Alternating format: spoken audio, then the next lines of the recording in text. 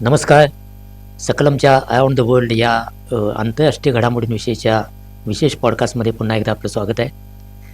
यावेळी on the world या मालिकेतला विषय आहे अमेरिकेचं नवं सुरक्षा धोरण. नॅशनल सिक्युरिटी स्ट्रॅटेजी या नावानं अमेरिकेचे प्रत्येक अध्यक्ष आपापल्या अध्यक्षीय काळामध्ये एकूण जगाकडं त्यांचा बघण्याचा दृष्टिकोन, सुरक्षेविषयक दृष्टिकोन, अर्थकारणाकडे बघण्याचा दृष्टिकोन आणि एकूणच अमेरिकेची ज्याला आपण हेजिमनी म्हणतो, एक प्रकारचं वर्चस्वाद किंवा धोरणत्व, त्याविषयीची अमेरिकेची भूमिका काय आहे हे साधारणपणे या डॉक्युमेंटमधून जग समजून घेत असतं.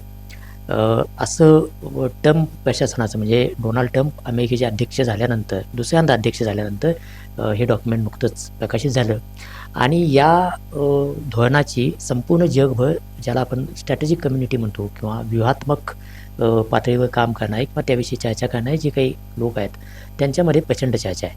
याचं कारण काय आहे तर पहिल्यांदाच अमेरिका दुसऱ्या महायुद्धानंतर किंवा शीतयुद्धानंतर आपल्या धोरणामध्ये काही मूलभूत बदल करते आहे आणि हे बदल केवळ अध्यक्षांनी काही घोषणा केल्या, मुलाखती दिल्या इतक्यापुरती नाही आहेत, तर ते बदल त्यांच्या सुरक्षाविषयक धोरणामध्ये आता डॉक्युमेंटेड झालेले आहेत. याच्यातला सगळ्यात मोठा बदल म्हणजे अमेरिकेनं आता स्पष्टपणे अशी भूमिका घेतली आहे की संपूर्ण जगाच्या व्यवहारामध्ये अमेरिका असलीच पाहिजे असा काही अमेरिकेचा अट्टहास नाही.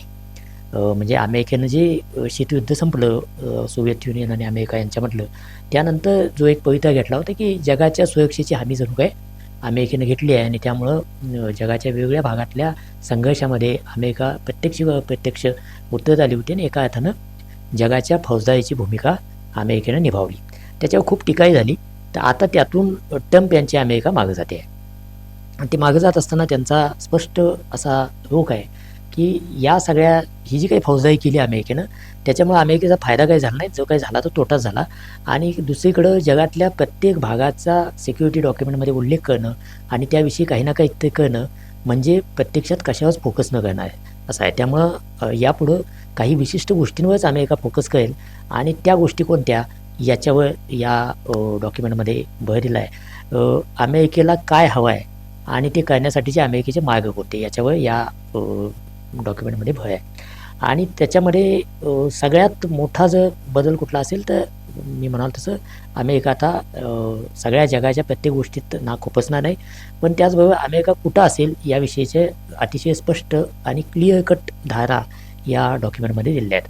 त्या कोणाला आवडतील नाही आवडतील त्याच्यावर टीका होईल, पण ट्रम्प यांची अमेरिका जगाकडे कसं पाहणं आहे याचं एक दर्शन या डॉक्युमेंटमधून घडतं. आता याच्यामध्ये सगळ्यात मोठा जो घटक आहे या सगळ्या धोरणामध्ये तो अमेरिका आणि चीन या संबंधाचा आहे आणि हे या दोन देशातले संबंध हे एका अर्थानं जगाच्या सगळ्या व्यवहारांवर परिणाम घडवणार आहेत. डोनाल्ड ट्रम्प दुसऱ्यांदा अध्यक्ष झाल्यानंतर त्यांनी आयात शुल्क हे अमेरिकेच्या डॉमिनन्स किंवा अमेरिकेला पुन्हा महान बनवण्यासाठीचं एक अस्त्र म्हणून वापरायला सुरुवात केली आणि हा सामना प्रामुख्यानं चीन आणि अमेरिका यांच्यातला आहे. बाकीच्या जगाविषयीच्या काही भारत, ब्राझीलसारखे देश सोडले तर बहुतेक जगासोबत डोनाल्ड ट्रम्प यांनी वाटाघाटी करून टेरिफचा निर्णय फायनल केलेला आहे. चीन विषयी ते तितके आक्रमकपणे जाऊ शकत नाहीत कारण चीन आपली ताकद दाखवली आहे. मटेरियल असेल किंवा अशा काही क्रिटिकल गोष्टी आहेत की ज्याचा सप्लाय किंवा सप्लाय चेनमध्ये चीन अडथळा आणू शकतो, ज्याच्यातून अमेरिकेतल्या अनेक उद्योगांचा श्वास कोंडू शकतो. त्यामुळं पुढं चीनसोबत एका अर्थानं तडजोड करण्याशिवाय पर्याय नाही अशी पण एक फेज आलेली आहे आणि त्या पार्श्वभूमीवर डॉक्युमेंट येते. ते येत असताना ट्रम्प यांचे सुरक्षा धोरण स्पष्टपणे चीन हा आपला स्पर्धक आहे हे मान्य करते, नमूद करते. पण ते करत असताना मागच्या ट्रम्प प्रशासनातलं असंच सुरक्षा धोरण, त्याच्या आधीचं बायडन प्रशासनाचं सुरक्षा धोरण किंवा त्याच्या आधीचं ओबामा प्रशासनाचं सुरक्षा धोरण आणि आत्ताचं सुरक्षा धोरण यामध्ये मूलभूत फरक आहे. फरक असा आहे की आत्तापर्यंत चीन ज्या पद्धतीनं पुढं आला तो चीन हा अमेरिकेच्या वर्चस्वाला धक्का देतो किंवा त्याला आव्हान देतो असं समजून चीनला रोखणं, कंटेनमेंट ज्याला आपण म्हणतो तसे चीनच्या भोवती एक व्यूहरचना करणं असा सगळा रोख आत्तापर्यंत होता. त्यामुळं अमेरिकेसाठीचा असलेला सर्वात मोठा धोका, शत्रू नंबर 1 या प्रकारचं वर्णन यापूर्वीच्या डॉक्युमेंटमध्ये चीनविषयी होतं. यावेळेला मात्र चीनला सगळ्यात मोठा आर्थिक स्पर्धक असं म्हटलं आहे. ही मोठी शिफ्ट आहे. त्याचबरोबर चीनशी स्पर्धा करण्याचं जो काही ठिकाण आहे किंवा ज्या पातळ्यांवर स्पर्धा करायची त्यामध्ये प्रामुख्यानं आर्थिक पातळीवर स्पर्धा करायची असं डोनाल्ड ट्रम्प यांनी ठरवलेलं आहे. त्यामुळं चीन हा त्या डॉक्युमेंटमध्ये अनेक ठिकाणी येतो. इंडो पॅसिफिक संदर्भात येतो, ज्याला वेस्टर्न हेमिस्फिअर म्हणतात त्या संदर्भात येतो, वेगवेगळ्या ठिकाणी चीनचा संदर्भ येतो. त्यामुळं चीन आणि अमेरिका यांच्यातली स्पर्धा ही डोनाल्ड ट्रम्प यांनी अतिशय गांभीर्याने घेतली. पण तशी ती घेत असताना त्यांचा स्पर्धा करण्याचा मार्ग मात्र यापूर्वीच्या अमेरिकी अध्यक्षांपेक्षा पूर्णपणे वेगळा आहे असं दिसतंय. उदाहरणार्थ ते तैवानविषयी पूर्वीचीच भूमिका अधोरेखित करत आहेत आणि तैवान काय किंवा दक्षिण चीन समुद्र काय किंवा त्या भागातल्या ज्या काही लेन्स आहेत ज्याच्यातून जगातला सुमारे 30% मालवाहतूक होते आणि तिथला व्यापारावर वर्चस्व कोणाचं याच्यात जगातल्या एकूण अर्थकारणात त्याचं महत्त्व आहे आणि अमेरिकेला काही तिथलं आपलं अस्तित्व सोडायचं नाही काय. पण ते करत असताना हे डॉक्युमेंट असं म्हणतं की अमेरिका तिथं असेलच पण त्या भागातल्या देशांनी यामध्ये अधिक कॉन्ट्रीब्यूट केलं पाहिजे. म्हणजे जी भाषा नाटोविषयी ट्रम्प आत्तापर्यंत वापरत आले होते ती भाषा आता इंडो पॅसिफिकविषयी सुद्धा ते वापरायला लागले आहेत. इथं भारताचा संबंध येतो. इंडो पॅसिफिकमध्ये भारत आणि अमेरिका हे एकमेकाचे भागीदार म्हणून मागच्या काही काळामध्ये पुढे आले आहेत आणि इंडो पॅसिफिकमध्ये या भागीदारीचा एक कोण आहे तो क्वाड आहे. म्हणजे जपान, ऑस्ट्रेलिया, भारत आणि अमेरिका या 4 देशांचा मिळून क्वाड आणि हा क्वाड हा एका अर्थानं चीनला इंडो पॅसिफिक क्षेत्रात शह देणारा गट म्हणून ओळखला जातो. या क्वाडचा उल्लेख पण या डॉक्युमेंटमध्ये आहे. पण त्याच्यासोबतच या इंडो पॅसिफिकची सुरक्षा आणि तिथं जलवाहतूक निर्भर राहिली पाहिजे याची जबाबदारी घेताना या सगळ्या देशांनी म्हणजे भारत, ऑस्ट्रेलिया, जपान आणि चीनच्या आसपासचे जे दक्षिण चिनी समुद्रालगतचे सगळे देश आहेत त्यांनी अधिकचा वाटा उचलला पाहिजे असं ट्रम्प म्हणतात. हा एक मेजर शिफ्ट याच्यामध्ये दिसतोय आणि भारतासंदर्भातले सगळे उल्लेख हे प्रामुख्यानं इंडो पॅसिफिकशी जोडलेले आहेत. दुसरे भारतासंबंधातला उल्लेख आला आहे तो पाकिस्तानशी जोडला आहे आणि भारत आणि पाकिस्तान यांच्यामधला जो संघर्ष झाला पहलगाममधल्या दहशतवादी हल्ल्यानंतर तर तो संघर्ष मीच थांबवला असं पुन्हा एकदा डोनाल्ड ट्रम्पनी या डॉक्युमेंटमध्ये म्हटलं आहे. म्हणजे तेच ते पुन्हा सांगतायत ते पुन्हा एकदा त्यांनी सांगितलेलं आहे. हा एक भारत आणि अमेरिका यांच्या संबंधातला एक काय म्हणता येईल तिढा आहे पण तो तिढा या डॉक्युमेंटमध्ये पण तसाच आला आहे. आणखी एक नवा आयाम या धोरणातून आला आहे तो म्हणजे अमेरिकेचं युरोपविषयीचं धोरण. आत्तापर्यंत म्हणजे दुसऱ्या महायुद्धानंतर सगळे युरोपीय देश आणि अमेरिका असा एक घट्ट ब्लॉक तयार झाला होता सुरक्षेच्या संदर्भात पण आणि बहुवंशी आर्थिक आघाडीवर पण. अलीकडच्या काळामध्ये ट्रम्प असं सांगत होते की सुरक्षेच्या संदर्भात नाटोची जबाबदारी अन्य युरोपीय देशांनी पण उचलली पाहिजे. आता ते स्पष्टपणे असं म्हणतायत की या सगळ्या देशांनी GDPच्या 5% खर्च संरक्षणावर केला पाहिजे. इतका खर्च या देशांनी दुसऱ्या महायुद्धानंतर कधीच केलेला नाही. म्हणजे अगदी 1% सुद्धा बहुतेक देश करत नाही आहेत. तर इतक्या मोठ्या प्रमाणावर खर्च वाढवावा संरक्षणावर अशी ट्रम्प यांची अपेक्षा आहे. ते एका दृष्टीनं स्पष्टपणे सांगू पाहत आहेत की अमेरिकेच्या भरवशावर आता राहू नका, तुमच्या सुरक्षेची व्यवस्था तुम्ही करा. यातून आणखी एक संदेश आहे की जगामध्ये कुणालाही स्वतःच्या सुरक्षेची व्यवस्था स्वतःच करावी लागेल. सुरक्षेचं काम आउटसोर्स करणं म्हणजे एका अर्थानं कुणाच्या तरी ताटाखालचं मांजर होणं ही आता युरोपियन देशांना या डॉक्युमेंटनंतर अतिशय स्पष्टपणे लक्षात आलेला असेल. हा धडा सगळ्या जगासाठी आहे म्हणून तो भारतासाठी पण आहे की सुरक्षेसाठी कधीही कोणा एका देशावर अवलंबून राहण्यात काय अर्थ नाही.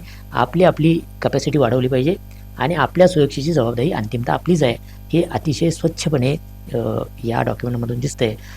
याचा अर्थ नाटोमध्ये जे काही घट्ट बॉन्ड आहे तो हळूहळू सुटायला सुरुवात झाला आहे. दुसरी गोष्ट जी अतिशय कडवटपणे युरोपविषयी हे डॉक्युमेंट बोलते ते असं म्हणते की युरोपची वाटचाल अशीच चालू राहिली तर 20 वर्षानंतर आणखी 20 वर्षानंतर युरोप ओळखून येणार नाही इतका बदलेल. म्हणजे युरोपचं जो मुख्य गाभा आहे संस्कृती आहे ती पूर्णपणे बदलली जाईल अशा प्रकारचं भाकीत ट्रम्प या सुरक्षा धोरणाद्वारे करत आहेत. आणि याची 2 प्रमुख कारणं ते सांगत आहेत. एक कारण आहे ज्याच्यावर ट्रम्प यांचा पूर्ण रोख आणि या सुरक्षा धोरणात पण अनेक ठिकाणी तो येतोय. त्यांचा भय आहे तो स्थलांतर रोखण्यावर आहे. त्यांना अमेरिकेतलं स्थलांतर तर रोखायचंच आहे, त्याच्यासाठी ते अनेक गोष्टी करत आहेत. ते म्हणतात की युरोपियन देशांमध्ये ज्या प्रकारचं स्थलांतर होतं, विशेषतः आफ्रिकेतून होतं किंवा मुस्लिम देशातून होतं, सिरियासारख्या मुस्लिम देशातून, तर हे स्थलांतर जर रोखलं नाही तर तुमची मूळ संस्कृती तुम्ही हरवून बसाल, अशा प्रकारचं भाकीत ते करतात. आणि मग ते एका अर्थानं युरोपमधल्या सगळे जे उजवे प्रवाह आहेत, फ्रान्समधला लिपेनचा असेल किंवा जर्मनीत याच प्रकारचे प्रवाह डोकं काढतात, हे या सगळ्या प्रवाहांना एका अर्थानं ते चुचकाळत आहेत. आणि पुन्हा असं म्हणत आहेत की युरोपमध्ये जी काही कोएलिशन गव्हर्नमेंट आहेत, म्हणजे आघाडीची सरकार आहेत, ती सरकार वीक आहेत. त्यामुळे या सगळ्या प्रश्नांना ते ज्या प्रकारे तोंड देता आलं पाहिजे तसं देऊ शकत नाहीत. आता अशा प्रकारे एका देशातल्या शासन व्यवस्थेविषयी दुसऱ्या देशानं कॉमेंट करणं हा खरं तर दुसऱ्या देशातल्या अंतर्गत व्यवस्थेतला हस्तक्षेप आहे.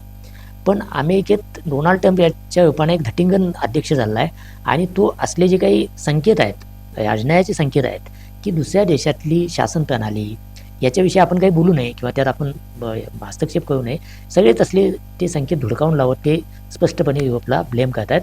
दुसरा जो घटक आहे ते म्हणतात की युरोपियन युनियनच्या प्रभावामुळं या सगळ्या देशांचं सार्वभौमत्व हळूहळू कमी होतं आहे. तर ते एका अर्थाने युरोपला सल्ला देत आहेत की आता तुम्ही संरक्षणावरचा खर्च वाढवा, तुमचं तुम्ही बघा. दुसरी गोष्ट, तुम्ही रशियाशी जुळवून घ्या, असं पण सांगतायत की जो आत्ताचा तातडीचा अतिशय महत्त्वाचा असा कॉन्फ्लिक्टचा विषय आहे. संपूर्ण युरोप हा युक्रेनच्या मागं उभयाच्या मूडमध्ये आहे रशियाच्या विरोधात. आणि तेव्हा ट्रम्प असं सांगतायत की तुम्ही आणि रशिया यांच्यामध्ये मध्यस्थी करण्याची किंवा तुमच्यात एक मधला मार्ग काढून देण्याची जबाबदारी अमेरिका घेईल.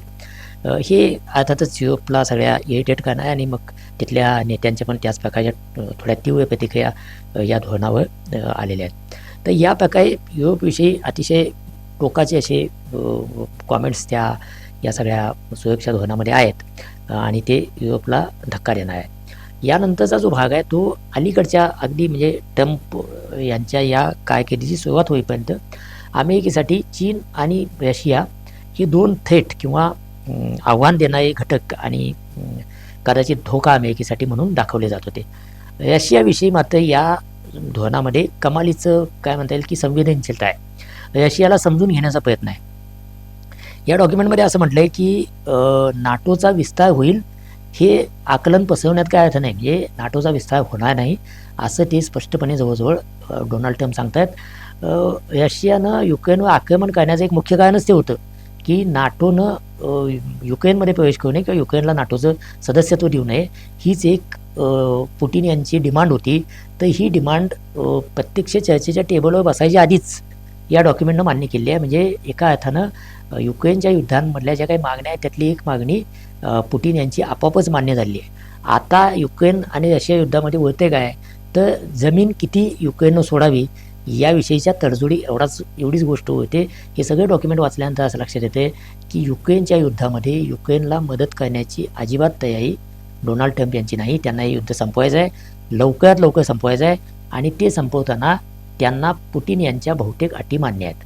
त्यामुळं युक्रेनच्या युद्धाचं पुढं काय होणार याचे संकेत आपल्याला या डॉक्युमेंटमधून मिळत आहेत. त्यामुळे या डॉक्युमेंटमधून सर्वाधिक खुश झालेलं कोण असेल तर रशिया आणि त्याचे अध्यक्ष व्लादिमीर पुटिन हे सगळ्यात जास्त खुश झाले असतील. दुसरा खुश होणारा घटक कोण असेल तर मध्य पूर्वेतले देश म्हणजे पश्चिम आशियातले सगळे अरब देश आहेत ते खुश होण्याची शक्यता. याचं कारण काय तर डोनाल्ड ट्रम्प असं म्हणत आहेत की तेलासाठीचं या देशांवरचं अवलंबन जरी कमी झालं असलं तरी भविष्यातली स्ट्रॅटेजिक पार्टनरशिप आणि गुंतवणूक यासाठी हे देश महत्त्वाचे आहेत आणि ते अमेरिकेचे पार्टनर राहतील. आणि असं करत असताना अमेरिकाची यापूर्वी एक त्यांच्या वर्तनामध्ये जो एक धागा असायचा की जिथं जिथं मोनायची आहे म्हणजे राजेशाही आहे, हुकुमशाही आहे, तिथं लोकशाहीचा कैवाय घ्यावा, लोकशाहीची निर्यात करावी. तर असं काही ट्रम्प यांच्या अमेरिका करणार नाही. ते असं म्हणतात की ज्या ज्या देशात ज्या ज्या प्रकारच्या ट्रॅडिशन चालत आले आहेत, ज्या ज्या प्रकारची शासन व्यवस्था आहे ती मान्य करून त्याच्यासोबत आपल्याला काम करायला पाहिजे. म्हणजे एका अर्थानं अरब देशांमधले जे काही राजेशाही आहे, विशेषतः सौदी अरेबियातले राजेशाही आहे, तिथला जो राजपूत प्रिन्स सुलेमान जे आहे तर त्यांना एका अर्थानं स्पष्टपणे ते अभय देताना दिसत आहेत की त्याच्याविषयी यापूर्वीचं बायडन प्रशासन हे थोडं कठोर होतं तर ते आता त्याच्याऐवजी ममत्व दिसायला लागलं आहे. तर ओव्हरऑल अरब देशांची साठी हे धोरण अधिक मैत्रीपूर्ण आहे. रशियासाठी ते रशियाला जर कवेत घेणार आहे, चीनसाठी म्हणाल तर चीनचं आव्हान समजून घेणार आहे, पण त्याचबरोबर चीनला रोखलं पाहिजे असं मान्य करणार आहे. असा सर्वसाधारणपणे आफ्रिकेचा काही फार मोठा उल्लेख नाही आहे आणि त्यांनी आधीच म्हटले की प्रत्येक गोष्ट देशाचा आणि प्रत्येक भागाचा खूप बारकाईनं उल्लेख करायचं काही कारण नाही, कारण ही स्ट्रॅटेजी आहे आणि ती काही फोकस एरियावर ठेवली असते. यातलं एक आणखी एक महत्त्वाचं सूत्र आहे, ते वेस्टर्न हेमिस्फिअरविषयी बोलते. वेस्टर्न हेमिस्फिअर म्हणजे काय, तर अमेरिकेच्या लगतचे जे सगळे देश आहेत, लॅटिन अमेरिका, उत्तर अमेरिका आणि कॅरिबियन देश ज्याला आपण म्हणतो, तर या सगळ्या देशांना वेस्टर्न हेमिस्फिअर असं म्हटलं जातं. वेस्टर्न हेमिस्फिअर म्हणजे मुळात ही कल्पना कुठून आली, तर अमेरिकेचा उदय होत होता म्हणजे 19व्या शतकामध्ये. तेव्हा एका टप्प्यावर म्हणजे अमेरिकेत जे कोण लोक आले ते प्रामुख्यानं युरोपियन वेगवेगळ्या देशांमधून लोक आले, त्यांच्यातून अमेरिकाची आखायला आली आणि अमेरिकेच्या आसपासचे जे देश आहेत तेही तशाच प्रकारे उदयाला आले किंवा तिथूनही अमेरिकेमध्ये स्थलांतर झालं, हा इतिहास आहे. तर या अमेरिकेलगतच्या देशामध्ये इतर युरोपीय देशांनी हस्तक्षेप करू नये यासाठी मनरो नावाचे अमेरिकेचे अध्यक्ष होते. त्यांनी 1823मध्ये हा सिद्धांत मांडला की वेस्टर्न हेमिस्फिअरमध्ये म्हणजे अमेरिकेचं जे प्रभाव क्षेत्र, कोर प्रभाव क्षेत्र आहे, त्याच्यामध्ये अन्य देशांनी हस्तक्षेप करू नये आणि अमेरिका अन्य देशांमध्ये हस्तक्षेप करणार नाही, असं त्यावेळेचं धोरण होतं. नंतर रुझवेल्टने त्याच्यामध्ये थोडा बदल केला, ज्याला रुझवेल्ट कॉईल आहे असं स्ट्रॅटेजिक कम्युनिटीमध्ये म्हटलं जातं. तर त्यांनी थोडा बदल केला की गरज पडली तर अमेरिका हस्तक्षेप करेल, कारण तोपर्यंत अमेरिका हा ताकदवान झाला होता.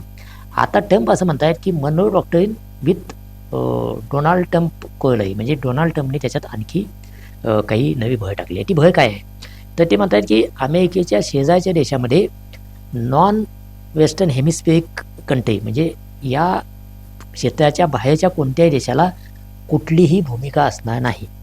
हा रोग स्पष्टपणे चीनकडे आहे. चीन ज्या प्रकारे त्यांच्याकडे जे सरप्लस पैकी चलन आहे, म्हणजे आता ताजा आकडा हे धोरण जाहीर होत असताना ताजी जी आकडेवारी आली त्यानुसार चीनकडे $1 ट्रिलियन व्यापारातला सरप्लस आहे. $1 ट्रिलियन चीनचा व्यापार नफा आहे.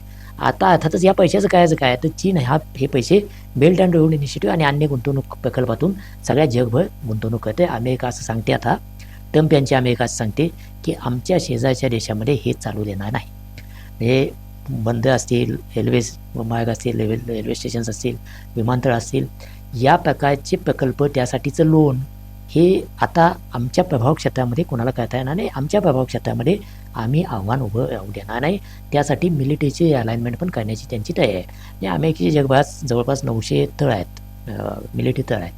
त्याचं ही अलाइनमेंट होण्याची अपेक्षा आहे. त्यातले काही कमी होतील, काही बदलतील आणि या अमेरिकेच्या प्रभाव क्षेत्रात ते मोठ्या प्रमाणावर आणले जातील असं दिसते.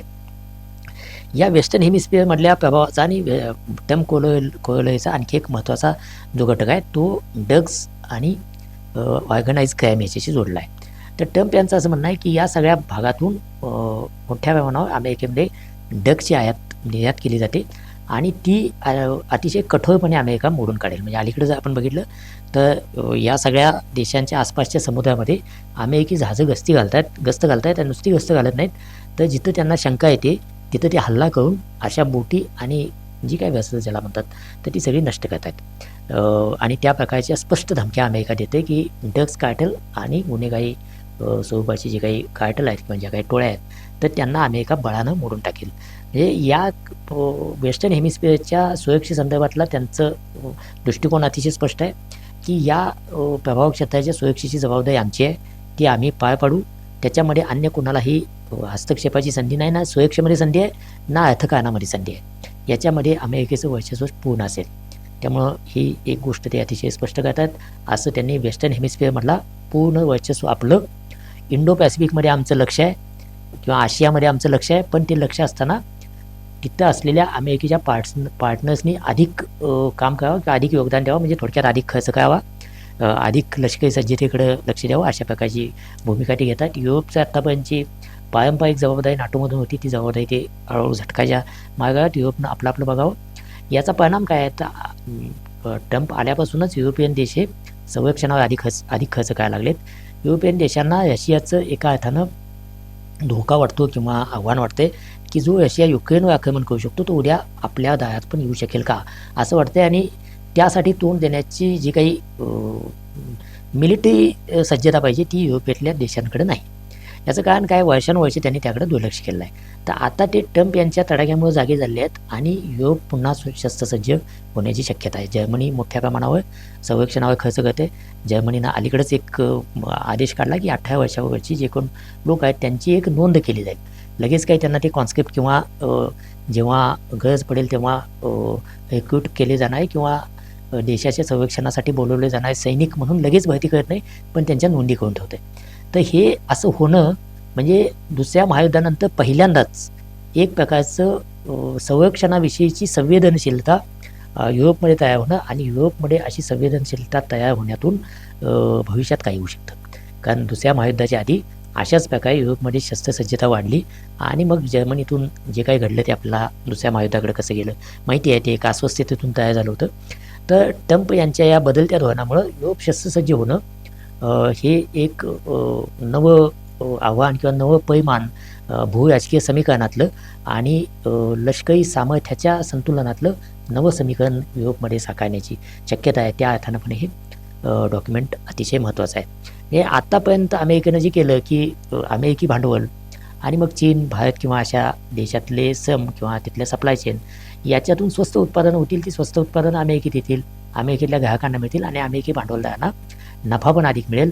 याच्यापासून ते आता असं म्हणतायत की क्रिटिकल जे कंपोनंट आहेत त्याच्यामध्ये कच्च्या मालापासून फिनिश प्रॉडक्ट म्हणजे शेवटच्या उत्पादनापर्यंत सगळं अमेरिकेतच तयार झालं पाहिजे, असा एका अर्थानं अमेरिकेनं स्वदेशीचा नारा दिला आहे, जो आत्तापर्यंतच्या अमेरिकेच्या वाटचालीच्या बरोबर उलटा आहे. जी अमेरिका जागतिकीकरणाचं, कोलॅबरेशनचं, अमेरिकी भांडवल आणि इतरांची कौशल्य याच्यातून किंवा अमेरिकी तंत्रज्ञान आणि बाकीच्यांचे श्रम याच्यातून उत्पादनांविषयी बोलत होती, ती अमेरिका आता श्रम, उत्पादन, कारखानदारी हे सगळंच आमचं, त्याचा नफाही आमचा, अशा प्रकारच्या एका अर्थानं आपण असं म्हणू की ट्रम्प अमेरिकेच्या आत्मनिर्भरतेचं बोलत आहेत.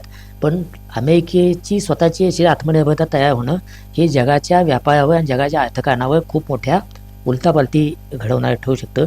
म्हणून हे डॉक्युमेंट अतिशय महत्त्वाचं आहे. तर हे सर्वसाधारणपणे या अमेरिकेच्या नव्या राष्ट्रीय सुरक्षा धोरणाचे धडे म्हणता येतील असे आहेत, ज्याच्यामध्ये सगळ्यांनीच आता समजून घ्यायला पाहिजे की अमेरिका बदललेली आहे. अमेरिकेचा जागतिक संस्थांकडं, युनायटेड नेशन्सपासून वर्ल्ड बँक, IMFकडे बघण्याचा दृष्टिकोन बदलतो आहे. अमेरिकेचा आशियातल्या स्पर्धेकडे बघण्याचा दृष्टिकोन बदलतो आहे. अमेरिकेला इंडो पॅसिफिकमधल्या सुरक्षेकडे बघण्याचा दृष्टिकोन काही प्रमाणात का असेना बदलतो आहे. अमेरिकेचा युरोपविषयक दृष्टिकोन पूर्णपणे बदलतो आहे आणि अमेरिका रशियाला धोका न मानता रशियाला समजून घेतलं पाहिजे अशा भूमिकेत येते. चीनला फक्त आर्थिक स्पर्धक मानते, असं या धोरणाचं सार आहे. त्यामुळं शीतयुद्धानंतर म्हणजे 1990 नंतर हे अतिशय महत्त्वाचं आणि अतिशय वेल क्राफ्टेड, मोजून मापून वापरलेले शब्द, अतिशय चपखल शब्दयोजना असं हे डॉक्युमेंट प्रकाशित झालेलं आहे. त्याचा परिणाम लगेच दिसला नाही, तर ट्रम्प आहेत त्या काळात आणि कदाचित पुढेही तो लगेच काय असे परिणाम पुसता येत नाहीत. त्यामुळे पुढेही तो काही प्रमाणात चालत राहील. तर स्पष्ट दिसते की जगाला एक नवं वळण लावणारं डॉक्युमेंट अमेरिकेच्या नॅशनल सिक्युरिटी धोरणातून आपल्यासमोर आलेला आहे. तर त्याविषयीचा हा तपशील अराउंड द वर्ल्डच्या निमित्तानं मी आपल्यासमोर मांडला. आपण अराउंड द वर्ल्डला भेट दिली त्याबद्दल आपले धन्यवाद. पुन्हा एकदा पुढच्या आठवड्यामध्ये जागतिक घडामोडीत जे काही नवं घडतं आहे त्याविषयी तपशील आणि त्याविषयीचं विश्लेषण घेऊन मी पुन्हा येईन. धन्यवाद.